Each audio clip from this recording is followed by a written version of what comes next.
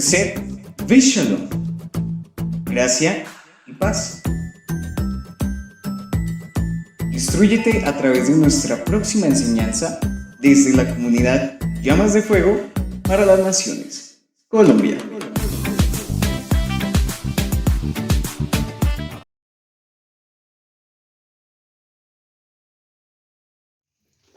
Bueno, Shabbat Shalom a toda la comunidad Llamas de Fuego para las Naciones que nos está viendo y escuchando a través del canal de YouTube de Restaurando las Sendas Antiguas. Saludamos a todos nuestros amados hermanos y en esta oportunidad estamos aquí desde la comunidad de Paipa, sede aquí en Boyacá, Colombia, saludando a todos nuestros amados y en este tiempo vamos a continuar con un estudio bien especial, el estudio del libro de Nehemías capítulo 3, para que lo tengamos en cuenta y estemos muy atentos. Aún si usted no ha podido ver las anteriores partes, le invito a que vea y escuche y estudie Nehemías capítulo 1 y Nehemías capítulo 2. Shabbat Shalom para la comunidad aquí en Paipa. Shabbat Shalom. Bueno, capítulo 3 de Nehemías, la reconstrucción de los muros. Vimos que en el capítulo 1 empieza la preocupación de Nehemías por Jerusalén.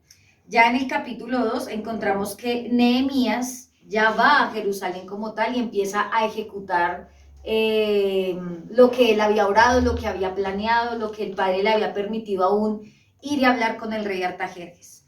Aquí en el capítulo 3 ya empezamos a ver la ejecución como tal del trabajo y de la labor. Y antes de empezar a leer el capítulo 3, quiero que leamos el versículo 18 del capítulo 2 de Nehemías. Vamos a leerlo y dice: después les conté cómo la bondadosa mano de Adonai estaba sobre mí y acerca de mi conversación con el rey. De inmediato contestaron: sí, reconstruyamos la muralla. Así que comenzaron la buena obra. Sin embargo, cuando Sanbalat, Tobías y Gesem el árabe se enteraron de nuestro plan, se burlaron con desprecio. ¿Qué están haciendo?, preguntaron. ¿Se rebelarán contra el rey? Yo contesté: el Elohim del cielo nos ayudará a tener éxito. Nosotros, sus siervos, comenzaremos a reconstruir esta muralla, pero ustedes no tienen ninguna parte ni derecho legal o reclamo histórico en Jerusalén. Recordemos que en el capítulo 2 se levantaron enemigos, ¿no? Algo que mencionaba específicamente fue a Sanbalat y a Tobías. Hablaba también de Gesem, un árabe, que estaban allí en contra, burlándose de todo lo que Nehemías iba a hacer. Pero ya él dice algo muy especial y dice: el Elohim del cielo es el que me va a ayudar a tener éxito a esta labor. Y eso nos enseña, amados, que todo lo que hagamos, pongámoslo primeramente en las manos del Eterno. Todo proyecto, toda decisión, antes de ponerla en las manos del Eterno, es lo que nos va a llevar al éxito, es lo que nos va a llevar a la correcta ejecución de la misma. Y ya en el capítulo 3 vamos a iniciar y vamos a ir leyendo.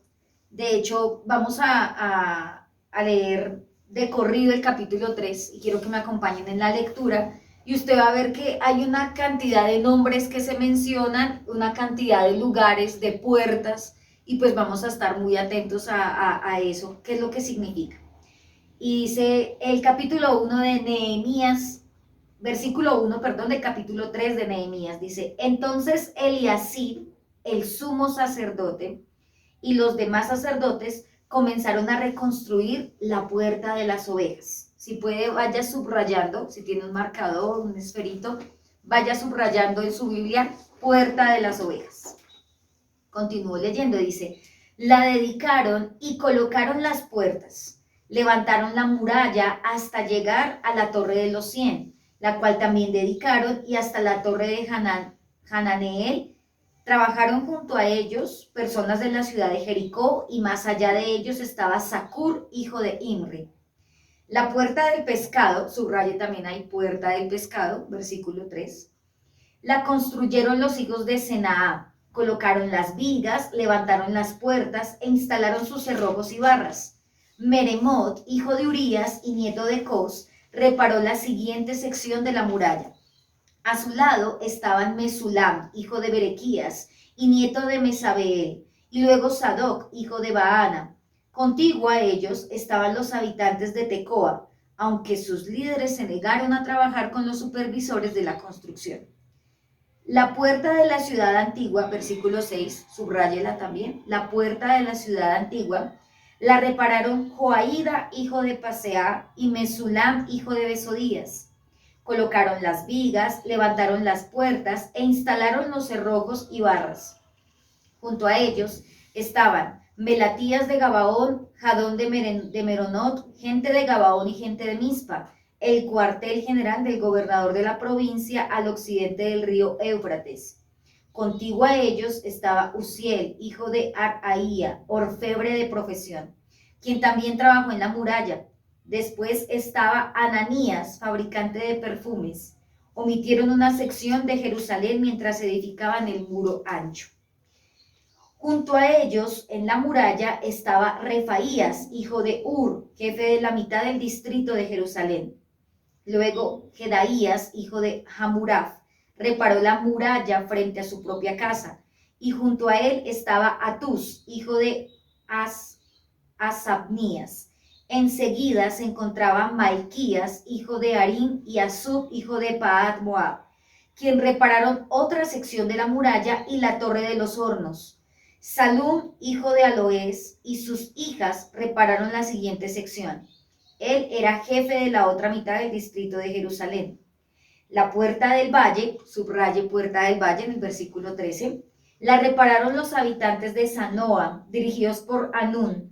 Levantaron las puertas e instalaron sus cerrojos y barras. También repararon 450 metros de la muralla hasta la puerta del estiércol. Subraya ahí, puerta del estiércol o del muladar.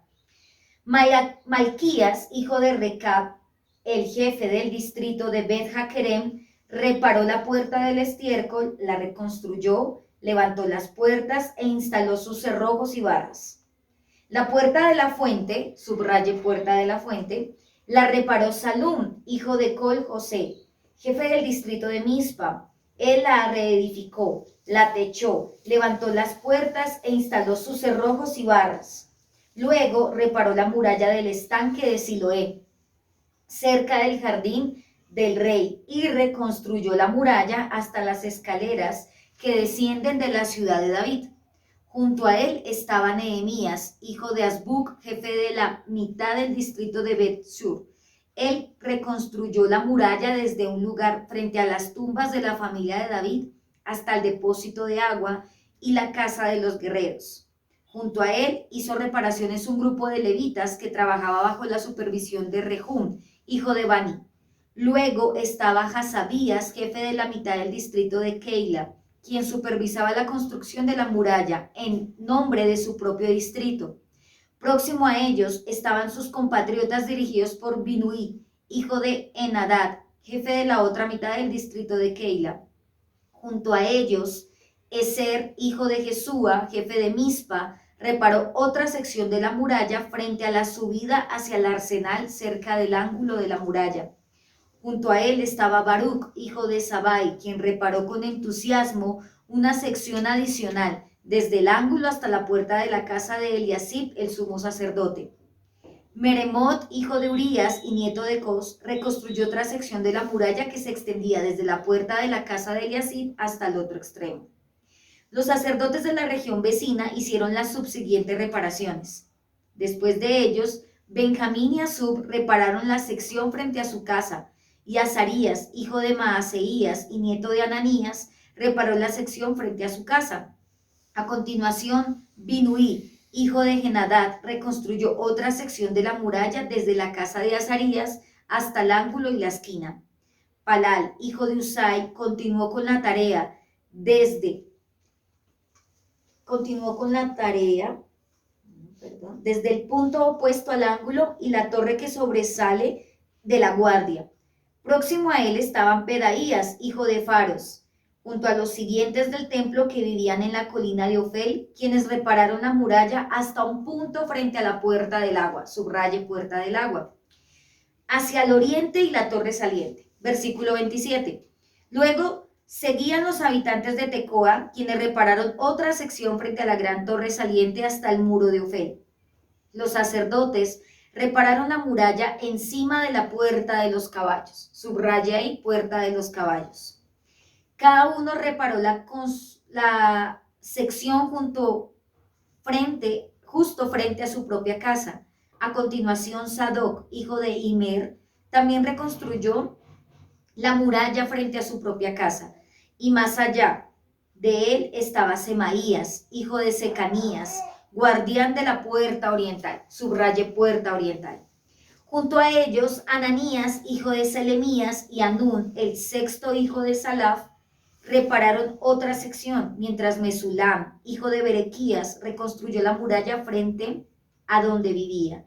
Malquías, uno de los orfebres, reparó la muralla hasta las viviendas para los sirvientes del templo y los comerciantes, frente a la puerta de la inspección. Ahí hay otra puerta. Subraye puerta de la inspección.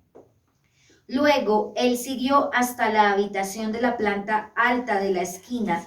Los otros orfebres y comerciantes repararon la muralla desde esa esquina hasta la puerta de las ovejas, que fue la primera que se mencionó.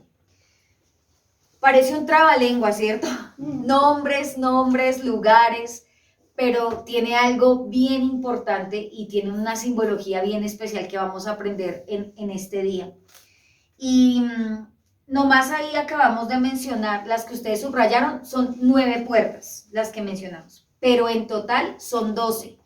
Las otras siguientes las vamos a ver en los próximos capítulos porque nos faltan otras puertas, la puerta de la cárcel, la puerta de Efraín, hay otras puertas que se mencionan. Entonces, recordemos que cuando a Nehemías le llega la noticia de la condición de Jerusalén en ese momento, eso lo encontramos en el capítulo 1, en el versículo 3 dice: las cosas no andan bien, me dijeron. Los que regresaron a la provincia de Judá tienen grandes dificultades y viven en desgracia. La muralla fue derribada y las puertas fueron consumidas por el fuego. Por eso es tan importante lo que es en sí la muralla y las puertas. Y esas 12 puertas, como les digo, tienen una simbología muy especial que vamos a estudiar en el día de hoy. La condición de esas murallas eran en ruinas, piedra sobre piedra, dice la palabra, y de las puertas consumidas por el fuego. ¿Qué tan importante es una puerta para una fortificación? Pues es demasiado importante porque es la que permite la entrada y la salida del pueblo, de los comerciantes, y en este caso es lo que evita que entren los enemigos, ¿cierto? Que entren los enemigos y saqueen la ciudad. Todo el capítulo 3 de Nehemías, como lo acabamos de leer, trata sobre trabajo. Lo que acabamos de leer es trabajo, y reconstruyó, y estaban frente a sus casas, y habían orfebres, y habían artesanos, todo es de trabajo, o sea, todo era una obra manual. Como individuos cooperaron, pero realizaron un trabajo juntos como grupo, coordinados y dirigidos por Nehemías. Sin embargo, habían unos que no quisieron hacer nada, y ya lo vamos también a ver. Y eso nos enseña que en medio de una construcción están los vagos, ¿cierto? Los vagos espirituales, le digo yo, los que no hacen, pero tampoco dejan hacer, porque en vez de aportar, entonces son una carga que todo el tiempo uno estará arriando, hágale, vamos, los zánganos, ¿cierto? Eso es algo muy común en medio de un ministerio, pero también hay zánganos en medio de un hogar. ¿Usted qué cree? Claro, que imagínense un esposo zángano. Piensen eso, tenaz, o una esposa zángana, terrible, porque pues de ahí parten muchas cosas de nuestra casa. Eso lo vamos a ver también en este capítulo. Imagínense que en solo este capítulo 3 se menciona una palabra que la hemos dicho, la hemos cantado, la hemos danzado, y es Hazak. ¿Sí se acuerda qué significa Hazak? Esfuérzate. Esta palabra Hazak es una palabra hebrea del Strong 2388 y la menciona 35 veces en este capítulo. ¿Cuántas veces? 35 veces. Que el Padre, a través de Nehemías, está diciendo Hazak. Y mire que esta palabra Hazak no solamente significa esfuérzate, como lo hemos aprendido y como les digo, la hemos cantado, la hemos danzado, la decimos, pero significa mucho más que esfuérzate y es restaurar. Les voy a dar las definiciones de Hazak. Restaurar, esforzarse, sujetar, ser fuerte, todos estos son sinónimos. Fortalecerse. Este me gustó mucho, curar y ayudar. Curar y ayudar. Reparar, fortificar, atar, conquistar, dar ánimo, alentar. Todo eso hizo Nehemías, ¿cierto? El Padre a través de Nehemías hizo esto. Ceñir, esa palabra ceñir, que es cuando la Escritura dice ceñir vuestros lomos, ¿qué era? Que era cuando, recordemos que en ese entonces, culturalmente ellos no usaban pantalones como hoy día se usan, sino eran túnicas. Y el ceñirse los lomos era coger la túnica desde abajo y amarrársela como en forma de calzoncillo para ir a la batalla. Imagínense con una túnica hasta los tobillos correr por el campo, pues se caían. Cada vez que la Escritura habla de ceñir los lomos era porque había una guerra, porque había algo que hacer. Y era necesario alzarse la falda y usarla en forma de calzoncillo. Eso también significa Hazak, ceñirse. Dedicar. Y esto lo encontramos mucho también acá en Nehemías, por eso digo, no es que en todo el tiempo diga Hazak, Hazak, Hazak, o sea, que digas esfuérzate, esfuérzate, pero sí encontramos los sinónimos, como por ejemplo aquí cuando dice, y levantaron la muralla y la torre y la dedicaron, eso es Hazak. Dedicar es ¿qué? Algo consagrado, algo específico para algo determinado, para un fin, en este caso pues era dedicado para el Eterno. Dice que también Hazak significa empuñar. Y en este caso, como lo hemos aprendido desde el capítulo 2 y lo vamos a seguir viendo en los próximos capítulos, la ardua labor de Nehemías junto con todas las personas que ayudaron en la construcción era empuñar no solamente la herramienta de trabajo, sino también la espada porque había una guerra.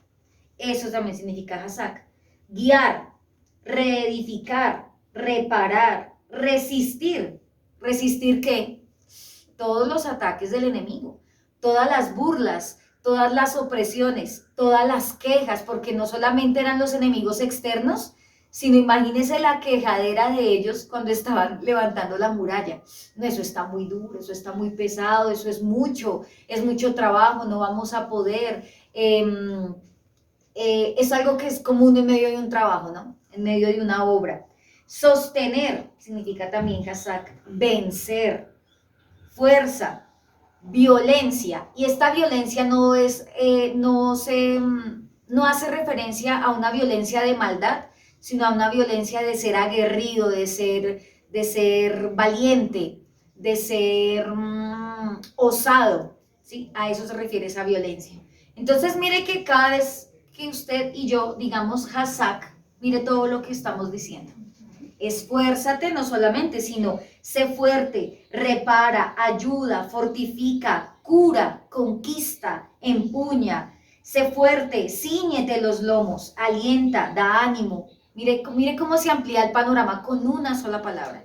Y todas estas cositas, todas estas definiciones, se encontraron aproximadamente 35 veces en Nehemías capítulo 3. Cada vez que se reparaba algo, que el pueblo estaba aprendiendo a esforzarse, a curar, a darse en ánimos, a sostenerse, a ser valientes, a dedicarse, a restaurar lo que estaba roto. Recordemos que la condición de las murallas y de las puertas era la condición del alma del pueblo en ese momento. Entonces, pues es algo bien importante para que lo tengamos en cuenta. Empieza el capítulo 3 con el nombre de un sumo sacerdote. ¿Cuál es ese nombre? Eliasib. La palabra Eliasib o Eliashib en el hebreo la encontramos en el diccionario Strong 475. Y esta palabra Eliashib, este nombre Eliashib, significa Adonai restaurará. Mire qué bonito. Y esta palabra, este nombre Eliashib, se divide en dos. Está Elia, que es la forma corta del nombre de Adonai, que es él. Por eso a veces decimos Elohim, ¿cierto? Es como ese sufijo. está antes del nombre, que es como el nombre de Hashem, ¿cierto? Y esa palabra o ese sufijo corto del nombre de Adonai hace referencia a tres atributos del Eterno, que es el Todopoderoso, el Fuerte y el Grande. O sea que el nombre de Eliashib tenía la forma corta del nombre de Adonai, como todopoderoso, como fuerte y como grande. Y Shub o Shib viene del Strong 7725, que es Shub. Y esta Shub es la raíz primaria de Teshuvah. ¿Y qué es Teshuvah? Arrepentimiento. Pero no solamente arrepentimiento, sino volverse, devolverse, mirar atrás, hacer algo nuevo, ¿cierto? Esa palabra shub significa volverse, apartar, arrepentirse, cambiar, convertir, desviar, o sea, desviarse del camino malo para volverse a encaminar a lo correcto, devolver, enderezar, regresar, restituir, resarcir un daño, rescatar, retirar. Mire todo lo que significa shub. Ahí aprendemos también que cuando decimos vamos a hacer teshuva, no es solamente arrepentirse, sino mire todo lo que significa. Shub es devolverme, retroceder, apartarme de algo que me estaba alejando de mi padre y volver al camino. Entonces, teniendo en cuenta estas definiciones, ¿qué significa Eliashib? Mi Elohim nos hace volver para restaurarnos. Mire qué hermoso lo que significa este nombre, Eliashib. Mi Elohim todopoderoso, mi Elohim fuerte, mi Elohim grande, me hace volver, me hace apartarme, me hace arrepentirme, me hace convertirme, me hace restituir, rescatar, me hace retroceder para luego restaurarme. Es algo muy maravilloso lo que significa este nombre. Ahora, ¿quién era Eliashib? Era un sumo sacerdote, era un Cohen Agadol. Eliashib era nieto de Jesúa y dice que regresó con Zorobabel. Recordemos que habían 3 viajes, eso lo vimos en el capítulo 1, 3 retornos con Zorobabel, con Esdras y este que era con Nehemías. El retorno del exilio en Babilonia después de los 70 años. Eliashib era el sumo sacerdote en los días de Nehemías y junto con otros sacerdotes participó en la reedificación específicamente de la puerta de las ovejas y del muro de Jerusalén, de una parte del muro de Jerusalén. Pero no todo lo que brilla es oro. Eliashib, hasta el momento, ¿qué concepto tenemos de él? Pues que era un gran hombre del Eterno, aun por lo que significa su nombre. Mire la labor que él tenía, hacer volver al pueblo a través de la restauración. Y era un sumo sacerdote, o sea, espiritualmente tenía una función muy importante, era una posición espiritual muy grande. Pero vamos a ver que hubo un momento donde Nehemías tuvo que ausentarse de la construcción. Y recordemos que él había pedido permiso a Artajerjes no para toda la vida, era un corto tiempo.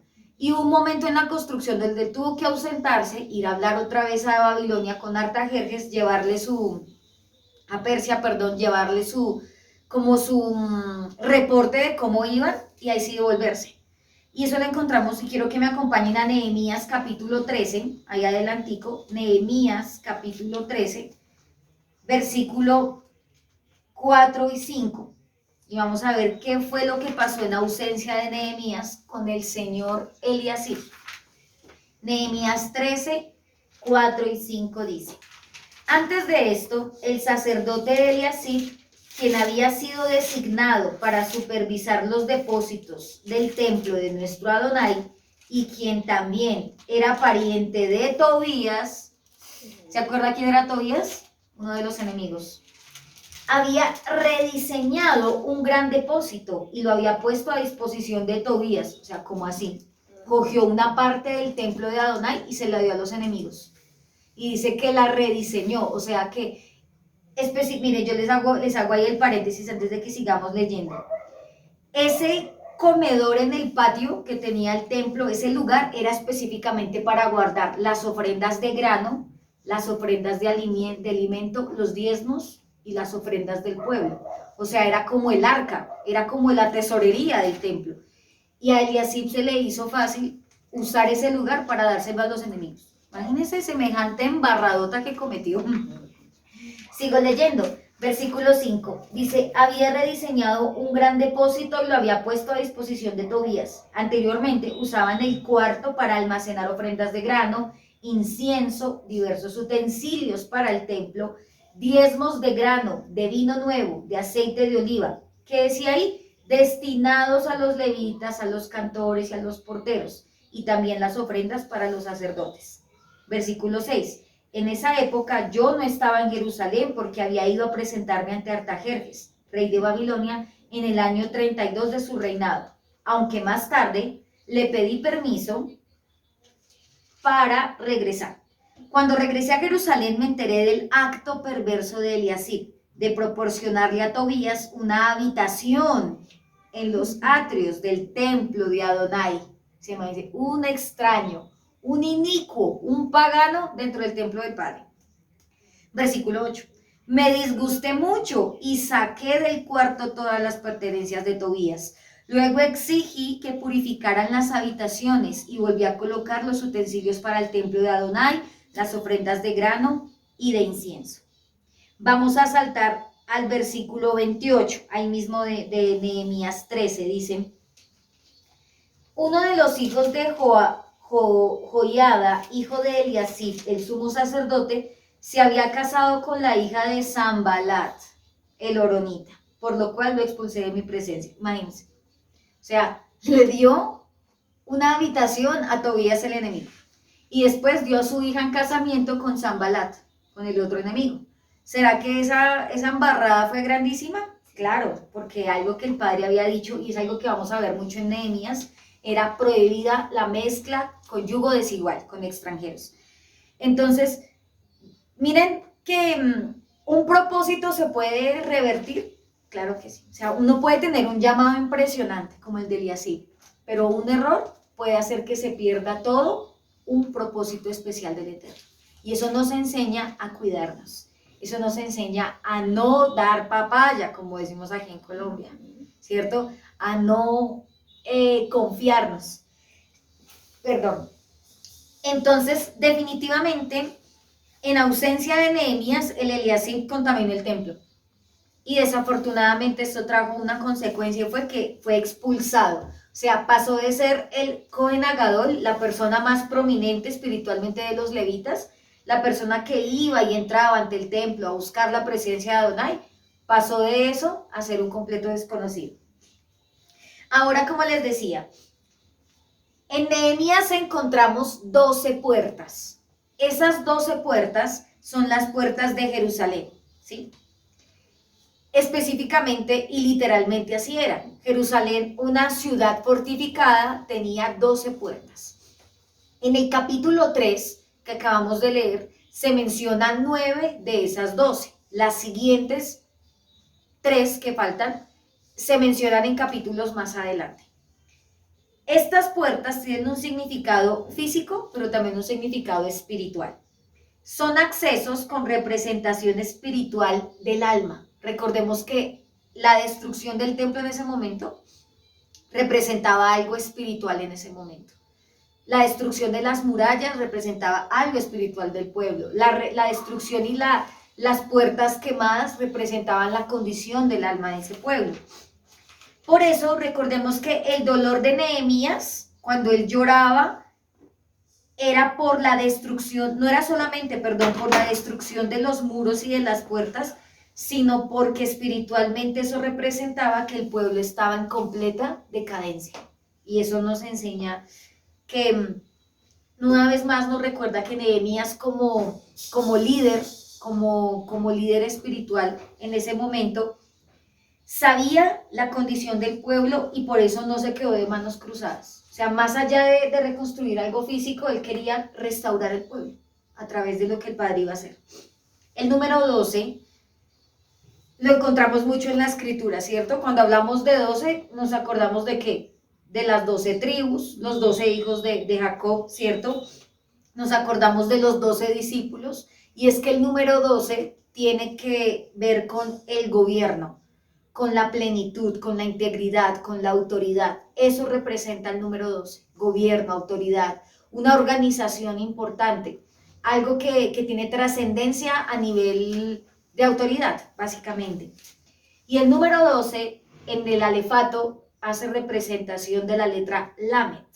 Y la letra Lamet, que ya la hemos estudiado en otras enseñanzas, significa vara, aguijón, dirección, corrección y autoridad. Hemos aprendido que la letra Lamet en el pictográfico literalmente era un aguijón y era el que se usaba para pullar a los bueyes para el arado, ¿cierto? Y aprendíamos en ese momento que la letra Lamet hace la referencia a que ese aguijón que nos está direccionando, que nos está corrigiendo, es la misma Torah, los mismos mandamientos de Adonai, que son los que nos guían y nos direccionan.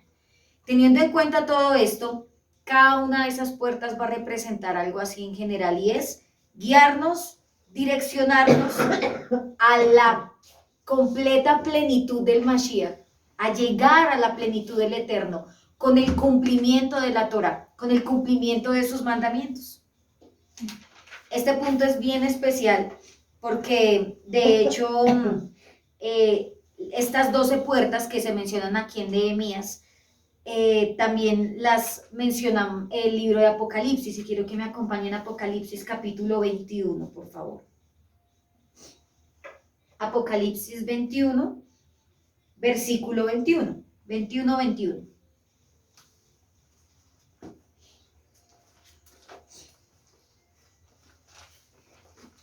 Apocalipsis 21.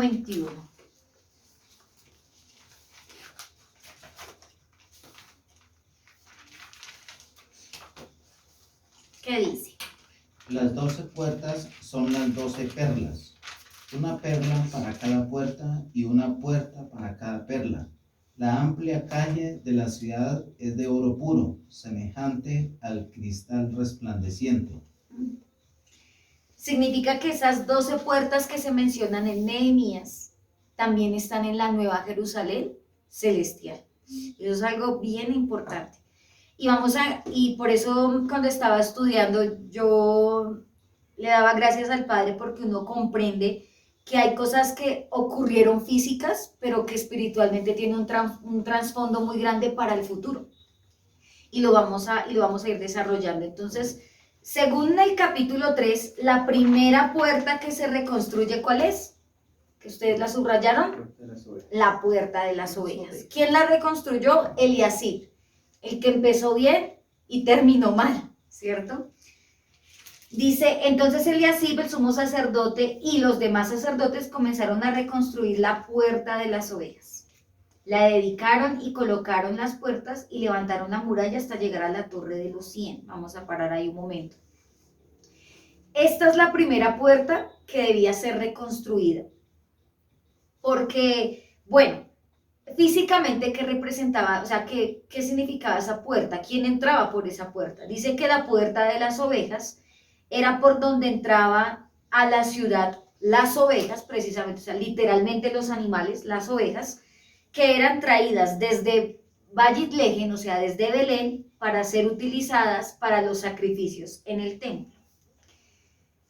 Y esto es la primera representación de la sombra profética del Mesías, y es que la puerta de las ovejas es la representación de un encuentro con Yeshua, ¿sí? Cuando usted y yo llegamos al Eterno, ¿con quién es el que primero nos encontramos? Con el Mesías, ¿cierto? Él es la primera imagen que vemos, del que primero nos hablan, ¿no? Yeshua te ama, Yeshua murió por ti. Entonces, era la primera puerta que debía reconstruirse. ¿Por qué? Porque durante 70 años la ciudad de Jerusalén había tenido las puertas rotas y quemadas, ¿cierto? Esto permitió un fácil acceso a los enemigos, a los ladrones, para apoderarse del pueblo. Según el libro de Nehemías, fueron aproximadamente 40 hombres los que repararon las puertas. Y específicamente, la primera puerta que repararon fue la de las ovejas. ¿Por qué? Porque de nada sirve si Yeshua no es el primero en medio de todo. Ahora, quiero que me acompañen a Juan capítulo 10. Juan, libro de Juan capítulo 10. versículo 7. Juan 10, 7. Dice, entonces les dio la explicación, les dijo, les digo la verdad, yo soy la puerta de las ovejas. Ahí claramente, ¿quién le está diciendo? Yeshua. Yo soy la puerta de las ovejas. Vamos a leer el versículo 11 del capítulo 10 de Juan. Versículo 11 dice, yo soy el buen pastor. El buen pastor da su vida en sacrificio por las ovejas. Ahora leemos el 27, Juan 10, 27, ahí mismo. Versículo 27 dice, mis ovejas escuchan mi voz, yo las conozco y ellas me siguen. Algo que analizaba, yo decía, bueno, la puerta de las ovejas fue la primera en reconstruirse nuevamente, en hacerse. Y la hizo un sumo sacerdote. Independientemente de la embarrada que haya hecho Eliasib, del error, el hecho de que él fuera el sumo sacerdote era la sombra de nuestro sumo sacerdote. ¿Quién es nuestro sumo sacerdote? Yeshua HaMashiach. O sea, de verdad yo no sé si usted alcanza a ver la magnitud de eso tan hermoso que el Padre permitió en Nehemías. O sea, el pueblo estaba en muerte y en ruina espiritual. ¿Y con quién tenían que tener un encuentro primeramente? Con Yeshua, con el pastor de las ovejas. Esas ovejas estaban dispersas. ¿Por cuántos años? Por 70 años. Tenían que nuevamente ir al Mesías. Tenían que encontrarse con el Mesías. Ahora les decía hace un momento que la puerta de las ovejas literalmente era por donde se entraba el rebaño para ir a los sacrificios. Isaías 53, 7, por favor, vamos a ir allí.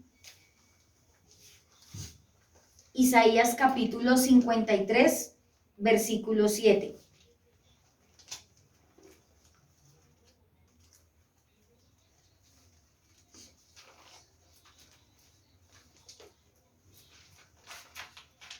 ¿Qué dice?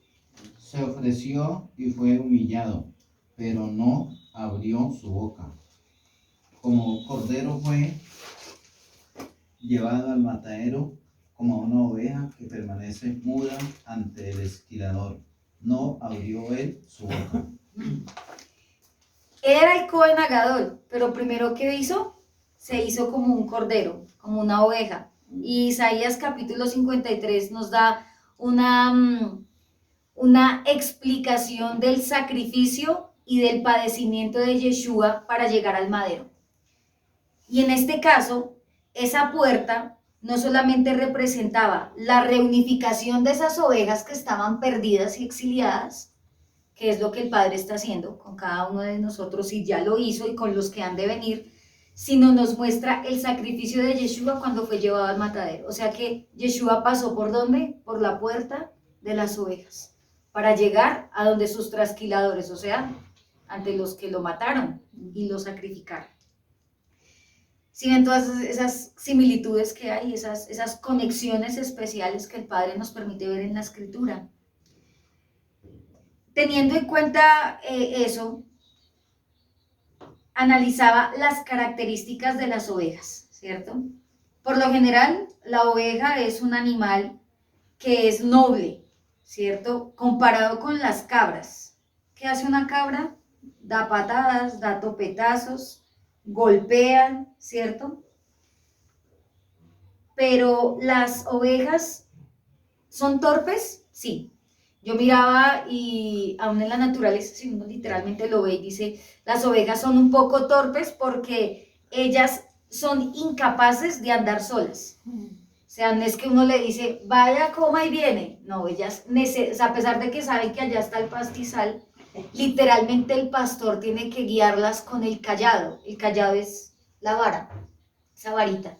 Y las tiene que ir guiando hasta que lleguen a su lugar de alimentación. Entonces, son incapaces de andar solas, necesitan ser conducidas por el pastor y que las esté vigilando y atendiendo, porque aparte de torpes, tienen muchos enemigos. Deja una ovejita toda la noche por ahí sola, ¿qué va a pasar? Viene un lobo, viene una fiera salvaje y se la come, y ella no se va a poder defender sola. necesita de un pastor que la esté vigilando. Así somos nosotros, ¿cierto? Torpes. Somos torpes. Somos incapaces de andar solos, porque si fuéramos capaces de andar solos, pues no estaríamos acá. Entonces, eso es algo muy bello, porque dice que la oveja necesita de su pastor que nos esté vigilando y atendiendo, y así somos nosotros. Necesitamos de la vigilancia y de la atención de nuestro pastor, primeramente nuestro Padre Eterno, y pues de los líderes espirituales que el Padre nos ha dado aquí en la tierra, que son nuestros pastores que están ahí como vigilando y con el callado. Es que este es muy torpe, toca ayudarlo a entrar nuevamente al rebaño, guiarlo, llevarlo, alimentarlo, venga, lo cuido, lo apaciento, porque por sí solos no podemos hacerlo.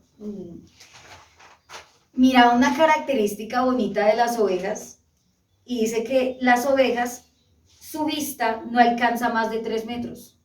O sea, es una vista muy corta. ¿Qué son 3 metros? Lo que tenemos de aquí a acá. Sí. 3 metros es este. Y si les digo, creo que acá hay un poquito más. O sea, es una vista muy limitada. Por eso, cuando llegamos al Mesías, algo que el Padre nos da es visión. Y eso lo vamos a ver en otra puerta más adelante. Y es algo muy bello porque tras de que somos torpes, tras de que somos incapaces de andar por sí solas, de alimentarnos, de pastorearnos por sí solas, tras de que tenemos muchos enemigos, ¿cierto? Porque el solo hecho de entrar al rebaño, ya somos enemigos número 1 de Satanás y sus secuaces, y aún de nuestras propias familias, si hay familia, de nuestros vecinos, bueno, enemigos número 1. Aparte de eso, nuestra vista es tan limitada que el Padre dice, yo voy a enseñarte a ver más allá. Y no era así, no ha hecho eso con nosotros. Llegamos y éramos ciegos. No éramos capaces de darnos cuenta ni siquiera de lo que éramos nosotros. Y el Padre en su infinita misericordia abre nuestros ojos y nos permite ir y ver lo que antes no podíamos ver. Mateo capítulo 9, versículo 36 dice, Mateo 9, 36. Y Juan capítulo 21, por favor, vamos buscando. Mateo 9, 36 y Juan capítulo 21. Dice Mateo capítulo 9.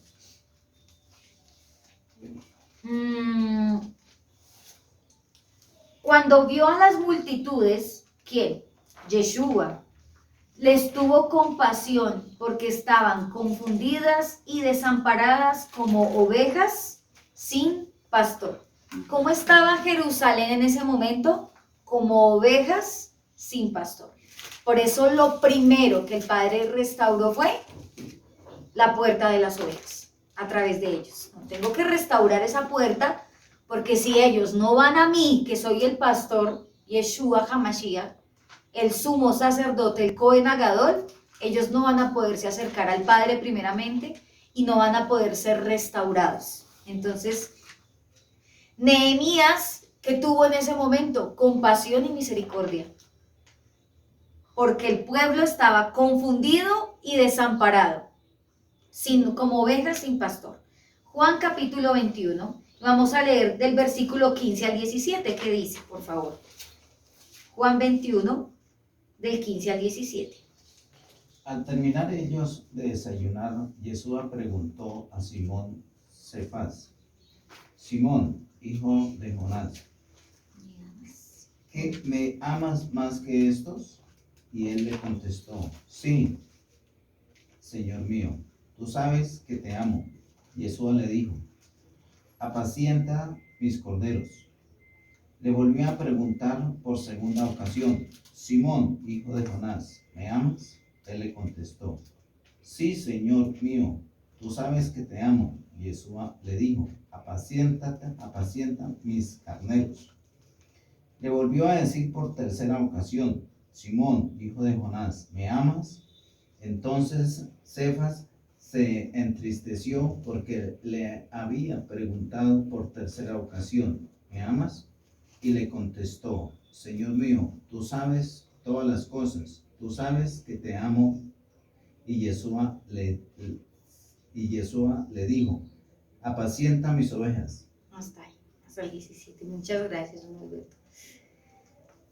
Miren la importancia de la restauración de esa puerta. Importante porque es el encuentro con Yeshua. Importante porque es la restauración para que el Padre nos ayude a ver con sus ojos. ¿Sí? Es el encuentro con el Mesías. O sea, es la primera puerta en la que todo mundo hemos pasado en ese momento. El hecho de que Yeshua diga, yo soy la puerta de las ovejas, es porque nadie puede ir al Padre si no cruza por esa puerta. De hecho, cuando el Padre dice, Yeshua a través de la Escritura nos menciona, cuando él dice, yo soy el camino, la verdad y la vida, nadie puede ir al Padre si no es por mí. Cuando habla de que entrad por la puerta angosta, todo eso es él, la puerta de las ovejas. Usted y yo no podemos hacer nada si no cruzamos la puerta de las ovejas. Usted y yo no podemos pretender ser restaurados. Mire todo lo que aprendíamos antes en la introducción al capítulo 3. Ser restaurados, recobrar ánimo, ceñir nuestros lomos si no pasamos por la puerta de las ovejas. Nadie puede ir al Padre si no cruza por Yeshua. Nadie. Y el Padre aquí, a través de Nehemías, está hablando de lo primero que se debe reconstruir para que el pueblo deje de estar perdido y abatido es reconstruyendo la puerta de las ovejas. Pasen primero por mí, crucen, entren por mí para poder tener un encuentro con el Padre. ¿Importante esa puerta? Es la más importante, por eso la menciona de primeras. Y de hecho al final del capítulo vuelve y la menciona, porque Yeshua es el principio y es el final. Es el todo, no hay ni siquiera hay un final. Él es la eternidad, Él lo es todo. Entonces, es algo maravilloso, es algo muy importante que encontramos. Ahora, la pregunta sería también si somos ovejas o somos cabras, porque las cabras también pudieron haber cruzado por la puerta de las ovejas. Se hicieron pasar por ovejas, pero eran cabras. Características de las cabras: rebeldes, obstinadas, no les gusta la corrección, aún si se les acerca para consentirlas, tomen su topetazo. Aún eso se ve en lo literal eso se ve también así en los animalitos. Que seamos ovejas, somos torpes y esa torpeza yo no lo veo como algo malo, sino como esa vulnerabilidad de nosotros. O sea, es que nosotros sin mi Padre somos tan vulnerables, somos como la nada. Y el Padre que nos vea de esa forma, pues es algo muy maravilloso. Segunda puerta, vamos a volver a Nehemías, capítulo 3, versículo 3, dice, la puerta del pescado, ¿cierto? Esa es la otra puerta que se mencionaba. La puerta del pescado recibía así su nombre porque allí era por donde los pescadores de Galilea entraban para vender el fruto de la pesca. O sea, miren qué tan organizado era que no había una sola puerta por donde entraba y salía todo el mundo, sino habían puertas con funciones y características específicas. En este caso, la puerta del pescado recibía así ese nombre porque por ahí se entraban los pescados de la pesca, literal. Esta puerta es algo figurativo. En la escritura encontramos algo que se llama el lenguaje figurado. ¿Qué significa eso del lenguaje figurado? Que encontramos muchas analogías, metáforas, hebraísmos, y eso lo encontramos en la palabra. Por eso es importante leer la escritura con una mente hebrea para que podamos comprender. En el caso de la puerta del pescado, habla de dos cosas importantes. Habla de llevar el mensaje de las Besorá, o sea, la Torá, habla de llevar el mensaje de las Besorá, de las buenas nuevas de salvación, pero también nos habla de la vida. Y es porque el pez lo encontramos como una parte del pictográfico de la letra Nun, y la letra Nun es vida. O sea que el Padre, lo primero que dice aquí en la reconstrucción de esas murallas es: listo, ustedes entran por mí, que yo soy Yeshua, que soy la puerta de las ovejas, para que posterior a eso les dé vida, porque como estaba el pueblo muerto. Entonces vamos a ir a Mateo capítulo 4, por favor, para ver esa sombra profética. Mateo capítulo 4, versículo del 18 al 20, y dice: cierto día, mientras Yeshua caminaba por la orilla del mar de Galilea, vio a dos hermanos, a Simón, también llamado Pedro, y a Andrés, que echaban la red al agua, porque vivían de la pesca. Yeshua los llamó, vengan, síganme, y yo les enseñaré cómo pescar personas. Y enseguida dejaron sus redes y lo siguieron. La puerta del pescado, ¿qué significa? Entonces, es una imagen figurativa a llevar el mensaje de salvación a los que están perdidos, que eso es una tarea que todos tenemos, llevar el mensaje de salvación al que lo necesita, que la palabra se haga viva en nosotros y así nos pueda dar vida, precisamente. Entonces, mire que todo es una secuencia, es algo muy bien especial. El Padre permite que el pueblo cruce por la puerta de las ovejas, que es Yeshua, para posteriormente darles vida y darles una identidad. Porque ¿cuál era la identidad de Simón y de Andrés en este capítulo 4 de Mateo? Eran pescadores de peces, ¿cierto? Pero el Padre que les dice, ahora van a ser pescadores de hombres. Ahí les dio su llamado. Y van a ser parte de mis 12 discípulos, imagínense eso. Recordemos el número 12. Y van a tener parte de autoridad, de salvación. Jerusalén estaba muerta física y espiritualmente, por eso era importante que cruzaran por allí. Vamos a volver a Nehemías y nos habla de 3 nombres, de 3 hombres que reparan la puerta del pescado. Dice que nos habla de Meremot, nos habla de Mesulam y nos habla de Sadoc. Estos 3 personajes reparan la puerta del pescado. ¿Quién era Meremot? Dice aquí la escritura, hijo de Urías y nieto de Cos. Meremot significa en las alturas. Y esa palabra, ese nombre Meremot que habla de las alturas, nos está haciendo una referencia a la comunión con el Eterno. Mesulam. Dice que Mesulam, hijo de Berequías, nieto de Mesesabeel. Mesulam significa amigo o aliado. Y Sadoc, dice aquí la escritura, Sadoc, hijo de Baana. Sadoc significa justo, una persona justa, un sadik.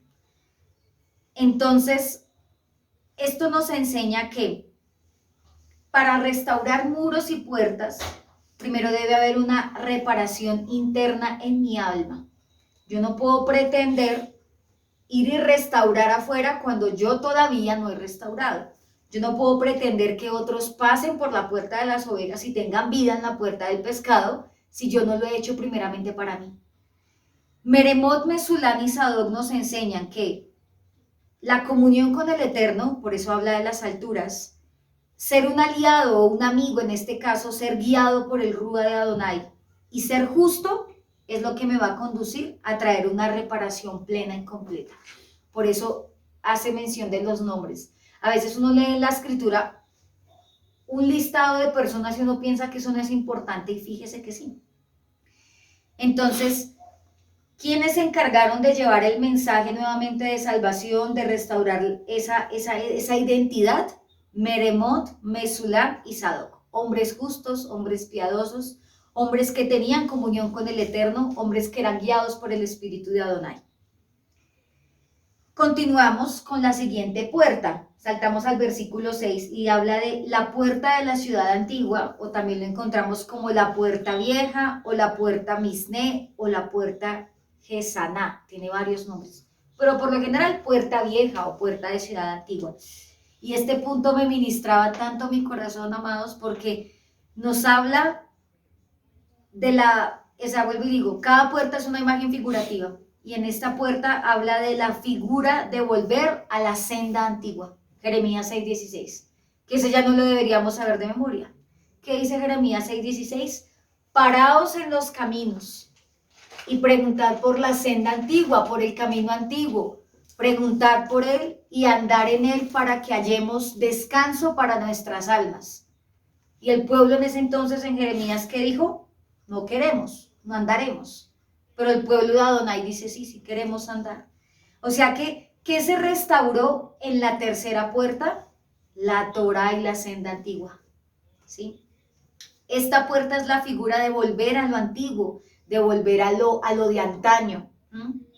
Mateo capítulo 24, versículo 35 dice, Yeshua lo mencionó y se mencionaba también en Isaías.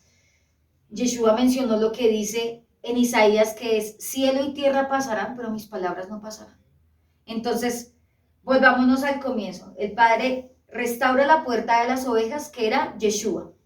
Luego restaura la puerta del pescado. El Padre permite que Nehemías junto con estos hombres restaure la puerta del pescado para darles una identidad y darles vida. Y ahora después de eso, ¿qué les da? El rollo de la Torá.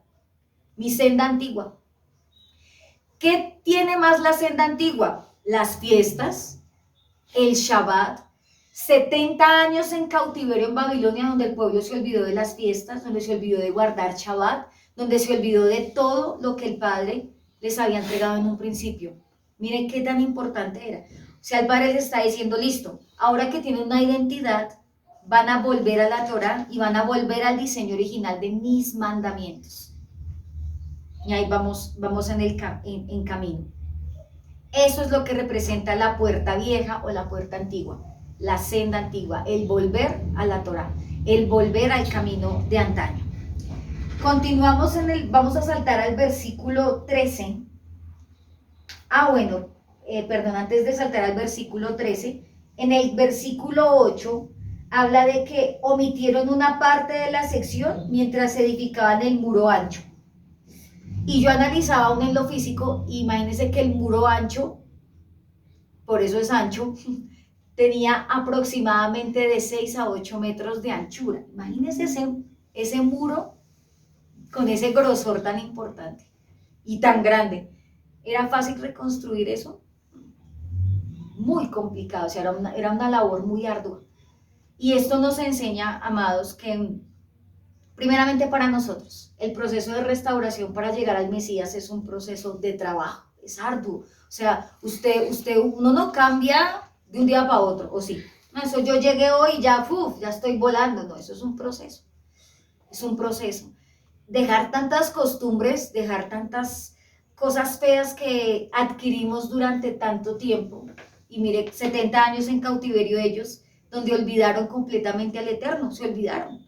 Por eso más adelante cuando leamos otros capítulos, aún en relación con el libro de Esdras, cuando Esdras les leía la Torá, el pueblo lloraba, porque recordaban cosas que han olvidado hace mucho tiempo. Decían, nosotros, ¿en qué estamos, Dios mío? Tanto tiempo lejos de tu presencia, y así estábamos nosotros. Y el Padre nos permite encontrarnos con Yeshua en la puerta de las ovejas, nos da la identidad, nos da la Torá, pero dice, el muro es muy ancho. La reconstrucción es de tiempo. Hay cosas que se requieren hacer rápido, pero hay cosas que toman su tiempo, ¿sí? Imagínense es un muro de 6 metros de anchura. O sea, es una cosa impresionante. Eso es muy grueso. Y tener ellos que reparar eso. Ahora, bueno, yo hago la aclaración que ya lo hemos aprendido, pero aquí uno va leyendo y uno dice, uy, eso fue rápido. No, eso fue, imagínense. Eso fue tiempo. Lo que pasa aquí, Nehemías está haciendo el relato, pero eso fue, no es que hoy construimos esta puerta y el muro y ya mañana seguimos con la otra, ¿no? Y literalmente era con sus manos, con lo que había, no habían herramientas que tenemos ahorita, hoy día. Hoy día se levanta un muro de una forma rápida y fácil, pero en ese entonces era de tiempo. Versículo 13, la puerta del valle, que esa también la encontrábamos en el capítulo 2. La puerta del valle es la cuarta puerta, y se llama así porque era la puerta que daba al valle de Cedrón, un valle que estaba al oeste de la ciudad de Jerusalén. Esta puerta está justo junto a la puerta del estiércol o del muladar, está ahí pegadita, la puerta del valle, y al ladito está la puerta del muladar. ¿Qué representa la puerta del valle? Representa los momentos de circunstancias de dolor, proceso, frustración, angustia, cambios, madurez. La puerta del valle fue reconstruida por 2 personas y que fueron habitantes de Zanoa, o sea, los habitantes de Zanoa, y por Anún. que era el que estaba dirigiendo esa reconstrucción de la puerta del valle. Hanún significa aquel que es favorecido y lleno de gracia. Y Sanoa significa el que es rechazado. Cuando unimos estos dos nombres y entendemos lo que significa, habla de que a pesar de que hemos estado pasando por momentos difíciles, algo que el Padre nos enseña es a tener humildad en medio del proceso, a ser humildes en medio del proceso de formación, en medio del proceso de madurez.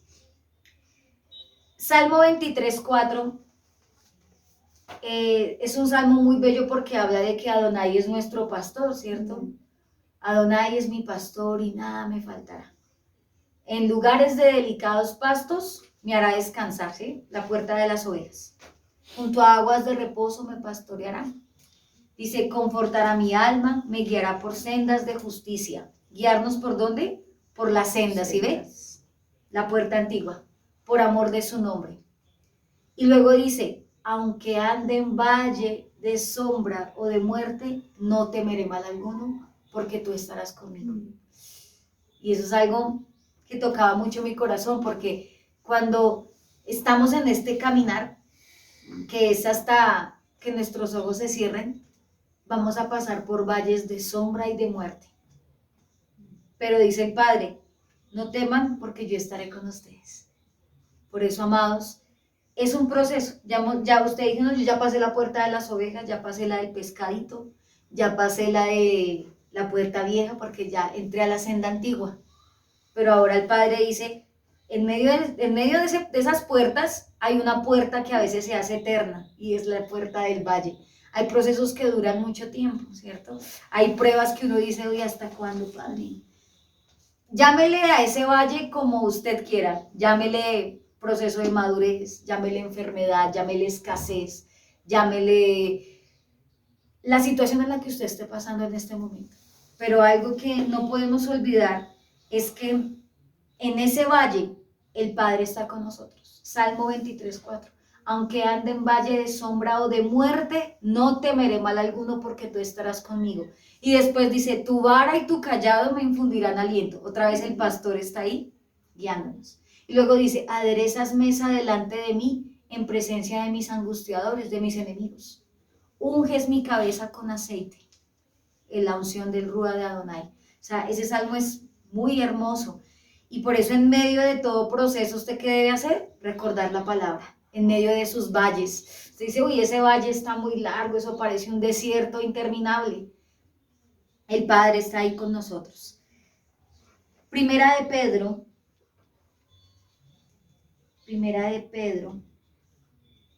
capítulo 4 dice, versículos 12 y 13. Primera de Pedro 4, 12, 13 dice, queridos amigos, no se sorprendan de las pruebas de fuego por las que están atravesando como si algo extraño les sucediera. En cambio, alégrense mucho porque estas pruebas los hacen ser partícipes con Yeshua de su sufrimiento, para que tengan la inmensa alegría de ver su gloria cuando sea revelada a todo el mundo. Así que alégrense cuando los insulten por ser creyentes, porque el glorioso Rúa de Adonai reposa sobre ustedes.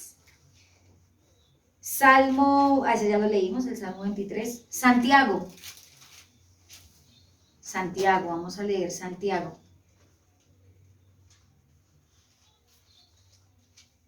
Santiago capítulo 1, versículo 2, 4 dice, amados hermanos, cuando tengan que enfrentar problemas, considérenlo como un tiempo para alegrarse mucho, porque ustedes saben que siempre que se pone a prueba la emuná, la constancia, tiene una oportunidad para desarrollarse. Así que dejen que crezca, pues una vez que su constancia se haya desarrollado plenamente, serán perfectos y completos, y no les faltará nada, dice la palabra. La puerta del valle es ese cambio de madurez, es ese proceso en donde tú y yo debemos pasar. Ay, ¿será que yo me puedo saltar esa puerta? No, porque eso es lo que uno quisiera, no, yo me quiero saltar la puerta del proceso, pero no se puede. Es necesario pasar por la puerta del dolor, por la puerta del valle, por la puerta de la angustia, del dolor, de la frustración, de la enfermedad. para que podamos conocer al Mesías. Como leíamos en Pedro, dice, no se sorprendan, o sea, no vayan a, ay, ¿por qué me está pasando eso? Muy diferente porque esté en pecado, ¿no? Pero si usted está andando bien con el Padre y el Padre lo mete en esos hornos de fuego tan difíciles, pues es porque Él tiene algo especial y Él quiere sacar lo mejor de cada uno de nosotros. Esa es la puerta del valle. Volvemos a Nehemías. Dice que al lado de la puerta del valle, que se llamaba así porque se abría la puerta y ahí estaba el valle de Cedrón, hay un lugar, ahí al ladito, perdón, está la otra puerta que es la puerta del estiércol o la puerta del muladar. Y uno dice, uy, esa puerta está como fea, ¿cierto? Dice que ese lugar, esa puerta, era el lugar donde se depositaba precisamente el estiércol y la basura de las casas. Bueno, hagamos una aclaración. En ese entonces no habían acueductos, o sea, no había pozos sépticos, no habían las letrinas como las que hoy día tenemos. Entonces las personas debían recoger sus excrementos, suena horrible, ir a esa puerta y sacar eso afuera de la ciudad para evitar los malos olores dentro de ese lugar. Casualmente la puerta estaba frente también al valle de Cedrón, pero por ahí pasaba el río Cedrón, y el río Cedrón significa algo oscuro o algo turbio, algo feo. Y pues cómo no, si por ahí se depositaba todo lo cochino, todo lo sucio, todos los desechos humanos y más la basura del pueblo, entonces pues era un lugar que en este caso el río pues estaba totalmente contaminado. Y el río Cedrón, su cauce desembocaba en el Mar Muerto. Eso a nivel geográfico. Ahora espiritualmente, ¿qué representa eso? El Padre dice, listo, pues vamos a empezar. Pasamos por las ovejas, o sea, Yeshua, pasamos por la puerta del pescado, la identidad, la vida, pasamos por la puerta vieja, que es la senda antigua, que el Padre nos da su palabra, nos da su Torá. Luego de eso nos pasa por la puerta del valle, que a veces toca pasarla varias veces en el caminar, porque son procesos de madurez para conocerlo a Él. Pero ahora algo que nos dice es, junto al valle, y eso quiero que lo entendamos, literalmente, y aún en el video ahí voy a colocar una imagen para que la puedan ver, y a ustedes se las voy a mostrar en la próxima enseñanza. Literalmente es un croquis así de Jerusalén y ahí están todas las puertas. Y en la puerta del valle, que está ahí pegadita a la puerta del muladar o del estiércol, espiritualmente eso nos enseña que en medio de los procesos sale lo feo de nosotros, ¿cierto? ¿Cómo saber qué hay en mí si no me pasan por el horno? Bueno, yo cómo sé si realmente tengo paciencia si no paso por un proceso que me requiera paciencia. Yo cómo sé cómo voy a actuar frente a las situaciones. Mire, la persona que le diga, ay, eso cuando yo viva eso, yo ya sé cómo actuar, no le crea. Usted no sabe cómo va a reaccionar frente a una situación. Eso es una mentira. Va a salir la intención más profunda del corazón de cada uno de nosotros. Usted nunca vaya a decir, o a pensar o a creer que ya lo sabe, que sí, tenemos al Mesías, pero usted no sabe cómo va a reaccionar. Usted lo que tiene que decir es, Padre, cuando llegue ese momento, dame la fuerza y el dominio y el control para enfrentar eso. Eso es como el que le dice, voy a poner un ejemplo absurdo, pero como para que me entiendan. Se me murió a mí mi mamá.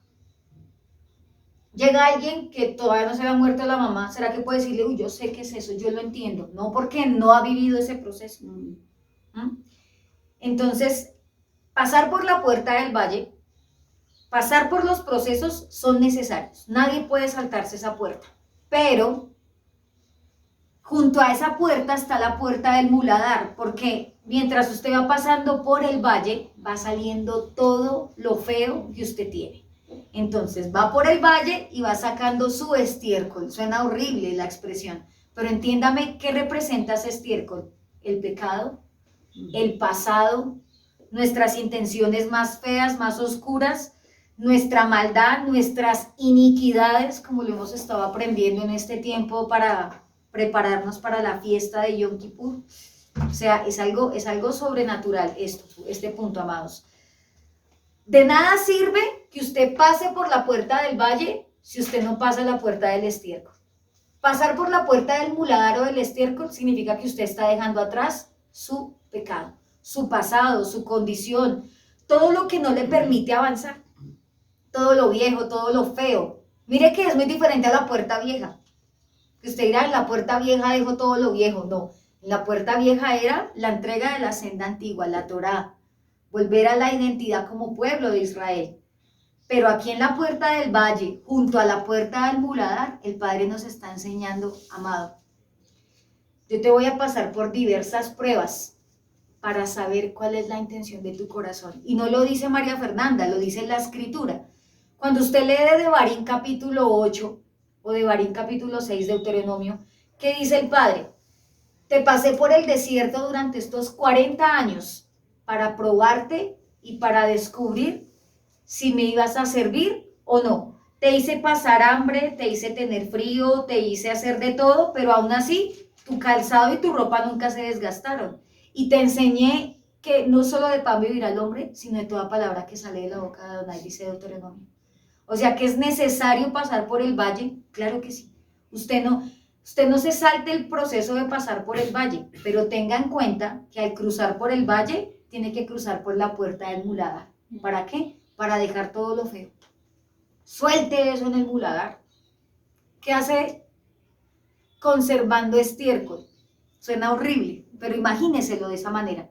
Cada vez que usted y yo atesoramos cosas feas en nuestra vida, cada vez que usted se rehúsa a soltar cosas del pasado, actitudes, palabras, acciones, ¿qué está haciendo usted ahí? Guardando estiércol. Y el Padre lo dice de esa manera para que, y usted lo literal dice, no, yo, guácala, yo, ¿por qué voy a guardar eso? O sea, eso es como yo guardar pañales de Ana Belén todo el tiempo debajo de mi cama, no sé, que pues por el recuerdo, porque es mi bebé, no crea, eso es estiércol, fuera. Ay, no, pero ese popó no es tan feo, perdóneme la expresión, pero no es así. Espiritualmente es lo mismo. ¿Qué ganamos atesorando y guardando las cosas feas? ¿Vamos a hacer qué? Que volamos de la manera que el Padre no quiere. Así que si el Padre te permite pasar por la fuente, por la puerta del valle, es para que sueltes el estiércol. Y si no, no te permite pasar por el valle.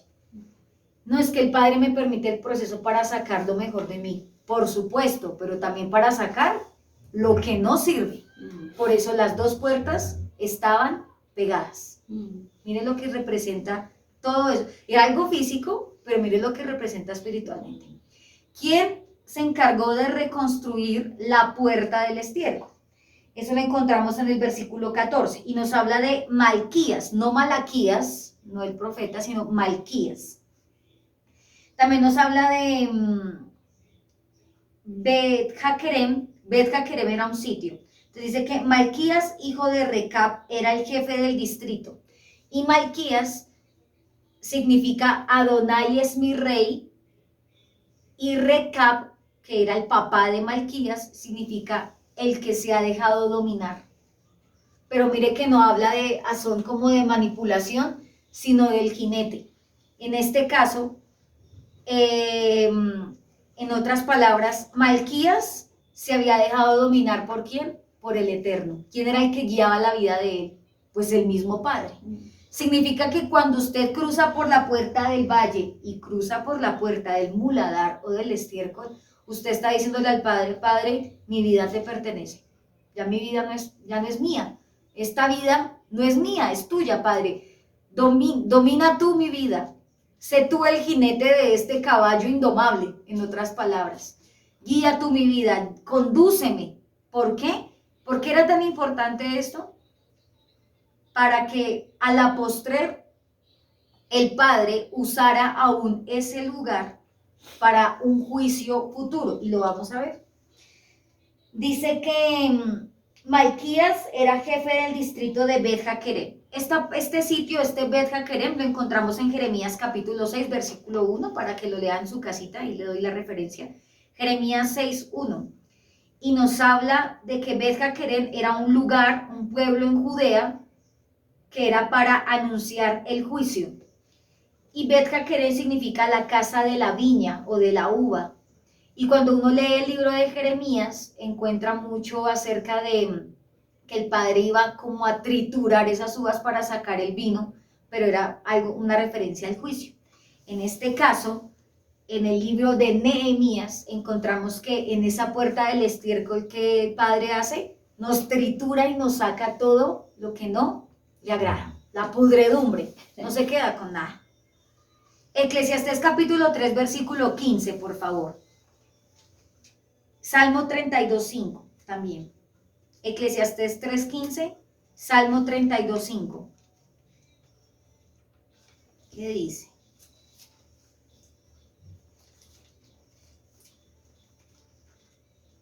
Eclesiastés capítulo 3, versículo 15.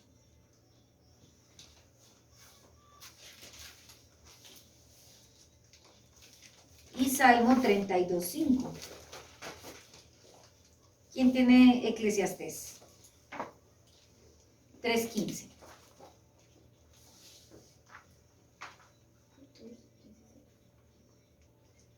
Dice. ¿Lo leo? Sí, señora. Dice, los sucesos del presente ya ocurrieron en el pasado y lo que sucederá en el futuro ocurrió antes porque Yahweh hace que las mismas cosas se repitan una y otra vez. Todo es un ciclo. No sé si alguien tiene una Reina Valera o otra versión diferente de ese mismo, de Eclesiastés 3:15, donde dice, lo que fue, ya es. Y Adonai restaura lo que pasó.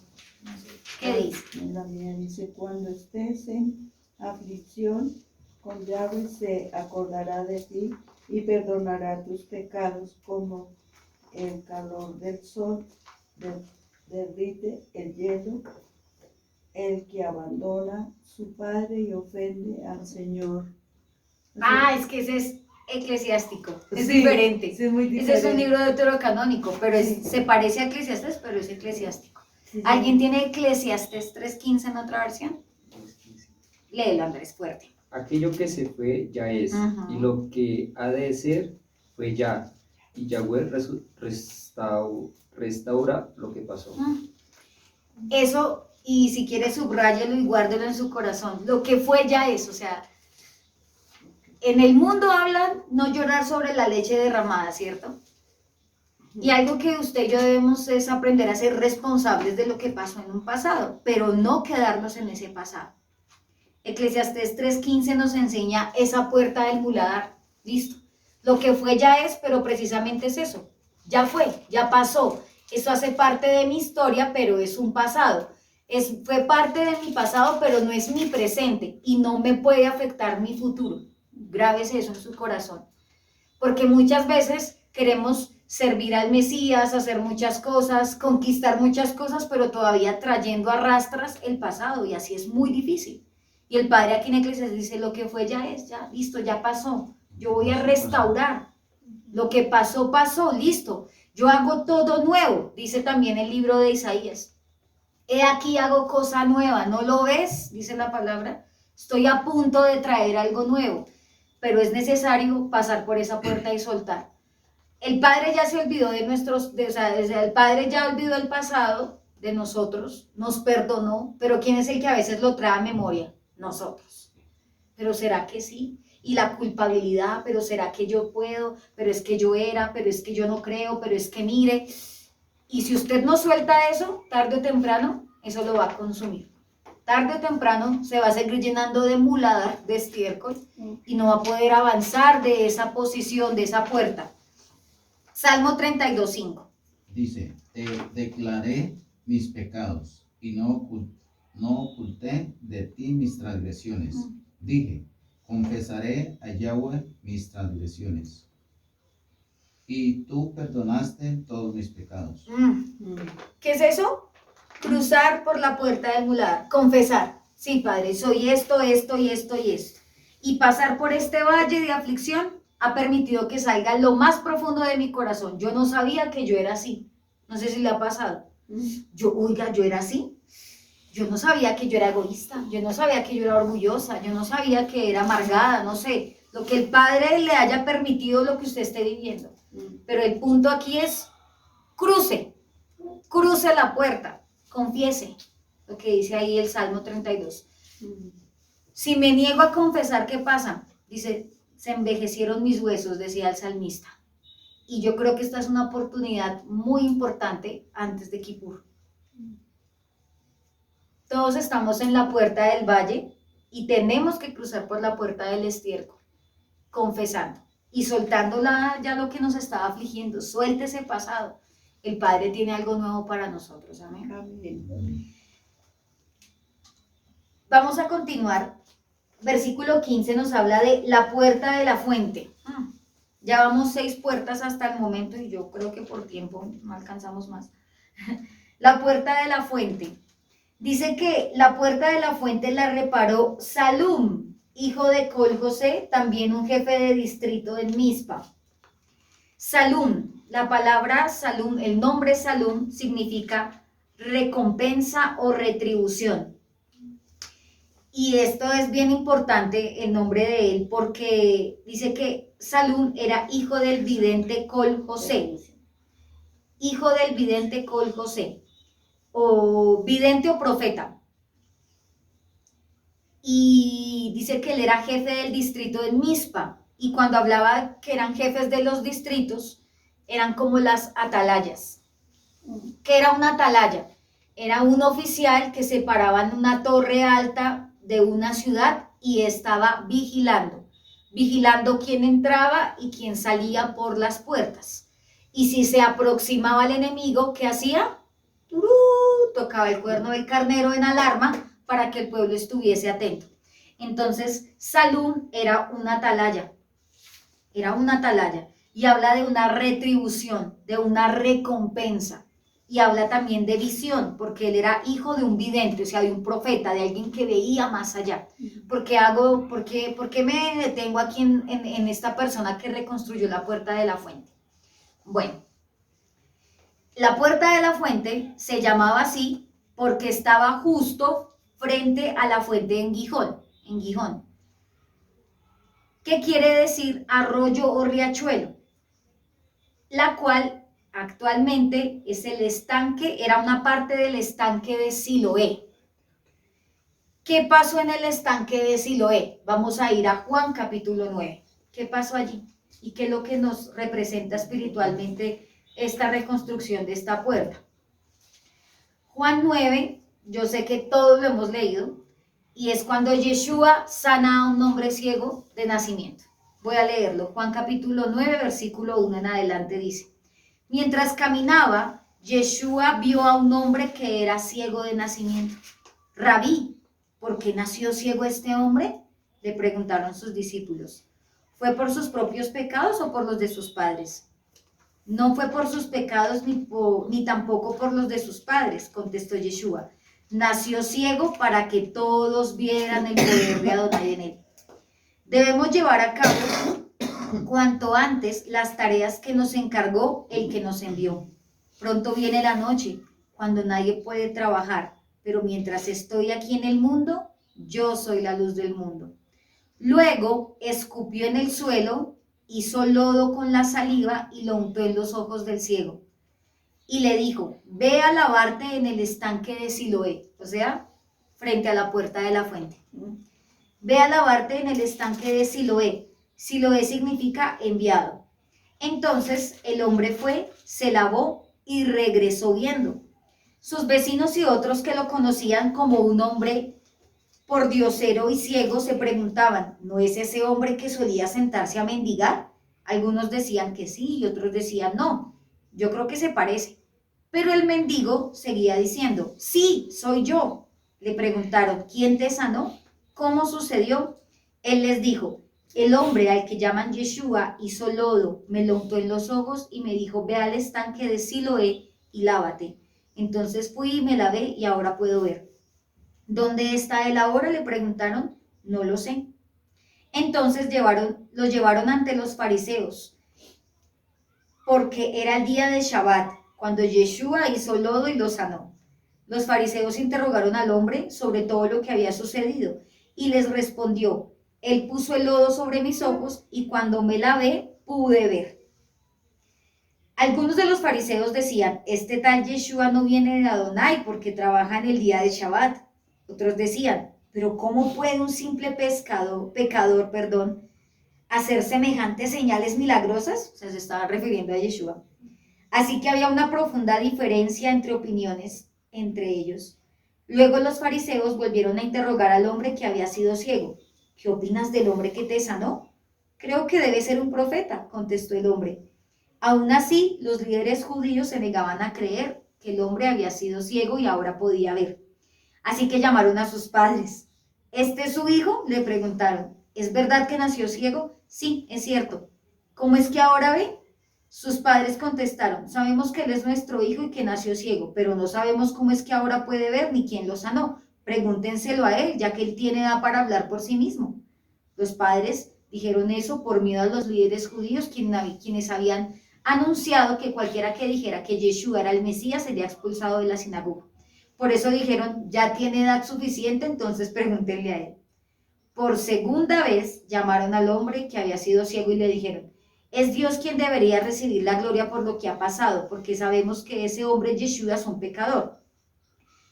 Yo no sé si es un pecador, respondió el hombre, pero lo que sé es que yo antes era ciego y ahora puedo ver. Vamos a parar ahí. Un tremendo escenario que estaba ocurriendo en ese momento.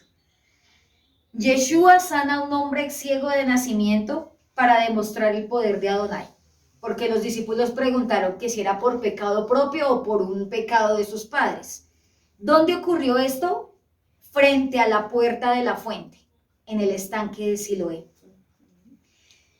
¿Por qué les mencionaba ahorita a Salum? Porque recordemos que Salum era una atalaya, y una característica de la atalaya era que podía ver. Significa que todo aquel que cruza por la puerta de la fuente recobra la vista, puede ver. ¿Se acuerda de las características de las ovejas? ¿Cuántos metros podía ver la oveja? 3 metros solamente. Al cruzar por la puerta de la fuente, ¿qué pasa? El Padre le da una visión más amplia para que pueda ver.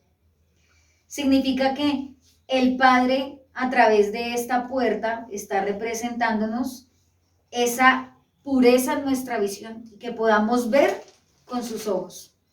Ahora, ¿cómo usted y yo sabemos que podemos ver con la visión de nuestro Padre? Primero, porque nos dejamos guiar por la palabra del Eterno y porque escuchamos a los videntes, o sea, a los profetas.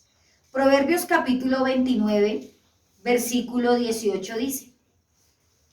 Proverbios 29, 18 dice: cuando la gente no acepta la dirección divina se desenfrena, pero el que obedece la ley es alegre. En otra versión, la puedes buscar en la tuya, Andrés, por favor. Proverbios 29, 18. Habla de la profecía, habla de los que dan los mensajes del Padre para que usted y yo podamos ver lo que a simple vista no se puede. Proverbios 29, 18.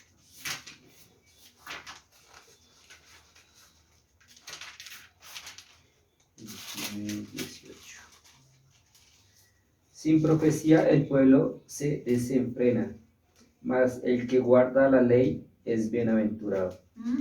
Clarísimo ese versículo. La puerta de la fuente es la visión de mi Padre para poder entender su palabra y andar por ella.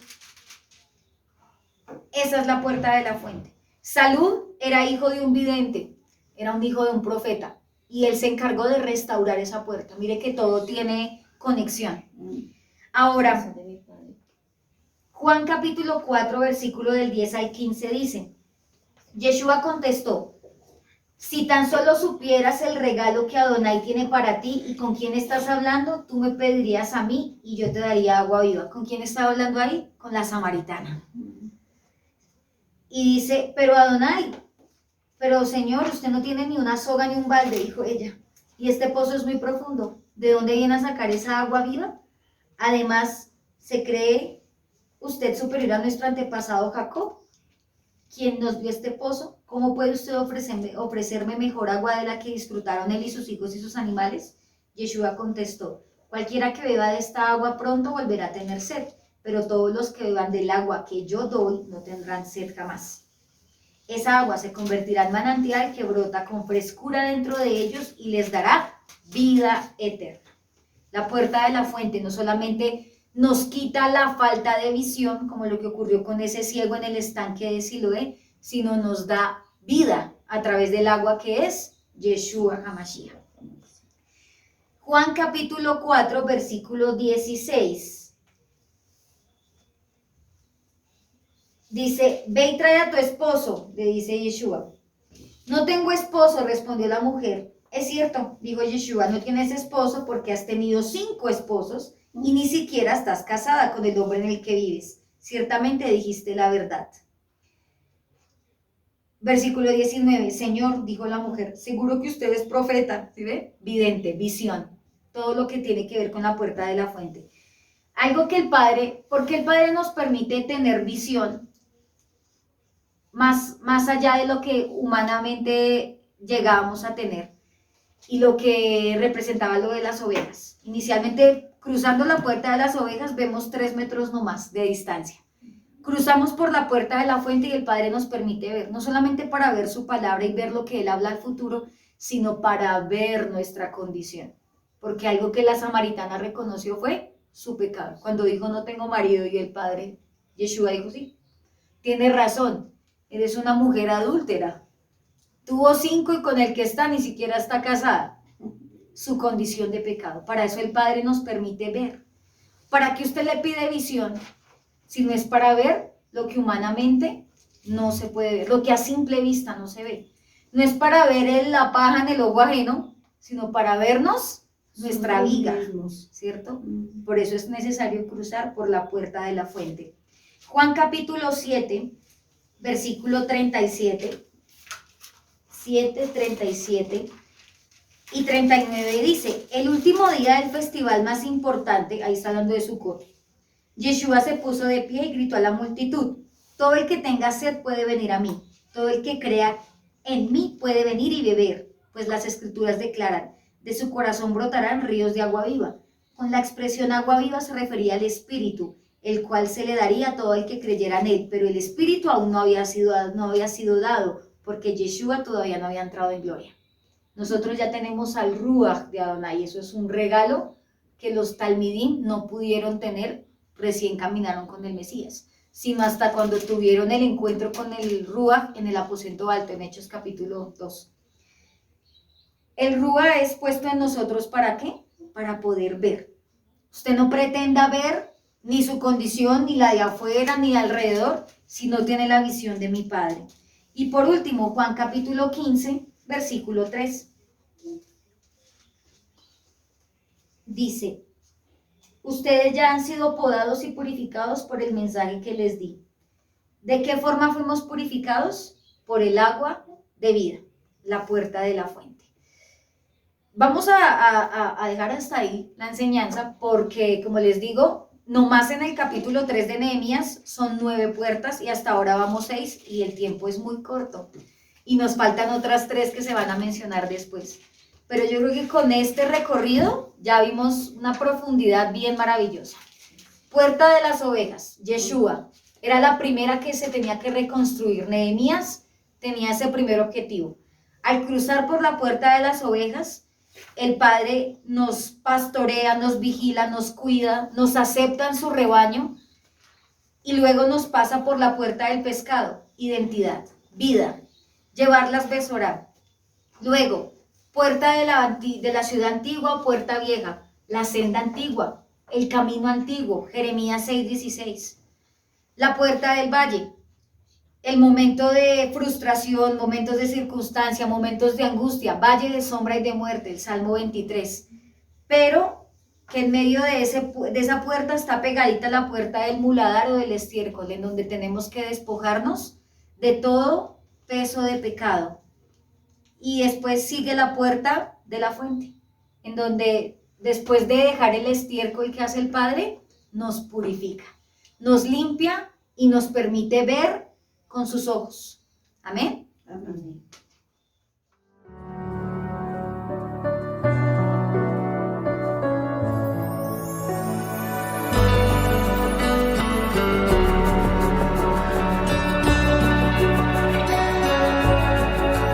No obstante, he aquí, vienen días, dice el Señor, cuando no se dirá, vive Dios quien hizo subir a los hijos de Israel de la tierra de Egipto. Viene un éxodo que es mayor en el fin de los tiempos y se dirá, vive Dios quien hizo subir a sus hijos del norte y de todo lugar, y aunque un tiempo los dispersó, los hará regresar desde toda nación. Pronto vendrá su Salvador y de un extremo del cielo al otro los rescatará.